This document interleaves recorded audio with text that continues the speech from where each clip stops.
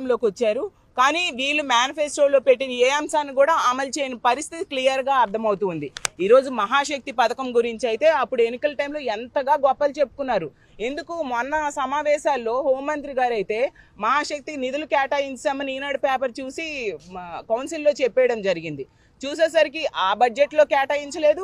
ఈ రోజు ప్రవేశపెట్టిన బడ్జెట్లో కూడా మహాశక్తి పథకానికి అంటే 19 సంవత్సరాల నుంచి 59 సంవత్సరాలు ఉన్న మహిళలకి నెలకి 1500 చొప్పున ఇస్తాననే ఆ పథకానికి రూపాయి కూడా కేటాయించిన పరిస్థితి ఈరోజు బడ్జెట్ అసెంబ్లీ కౌన్సిల్ సాక్షిగా ప్రజలందరికీ తెలిసిపోయింది.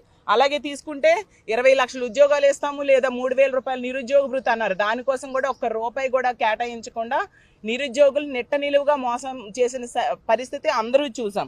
అలాగే తీసుకుంటే ఫ్రీ బస్సు ఎన్ని గొప్పలు చెప్పారు ఫ్రీ బస్ కోసం. అసలు ఆంధ్ర రాష్ట్రంలో మహిళలందరూ ఎంతో ఆశగా ఫ్రీ బస్ కోసం ఎదురు చూసే పరిస్థితి. దాని ఊసే ఈ బడ్జెట్లో పెట్టని పరిస్థితి. అలాగే తల్లికి వందనం అలాగే రైతు భరోసా ఈ 2 పథకాలకైతే అరాకొర నిధులు కేటాయించారు. అసలు తల్లికి వందనం కావాల్సింది 12,000 కోట్లు పైగా కావాలి సంవత్సరానికి. గత సంవత్సరము ఇవ్వలేదు, ఈ సంవత్సరము తీసుకుంటే ఇంచుమించు 25,000 కోట్లు కావాలి. కానీ కేవలం వాళ్ళు ఇచ్చింది 9,400 కోట్లు. అది అసలు యాక్చువల్గా on going scheme. Jaganmohan Reddy గారే ముఖ్యమంత్రి అయి ఉంటే ఈ టైంకి చక్కగా తల్లికి వందనం మొన్న వచ్చేసేది, ఈ సంవత్సరం కూడా వచ్చేది. సో ఆ సంవత్సరం ఎగ్గొట్టమే కాకుండా ఈ సంవత్సరంలో చాలా తక్కువ నిధులు కేటాయించిన పరిస్థితి మనందరము చూసాం. అసలు గత ఏడాదేమో 5,387 కోట్లు కేటాయించారు.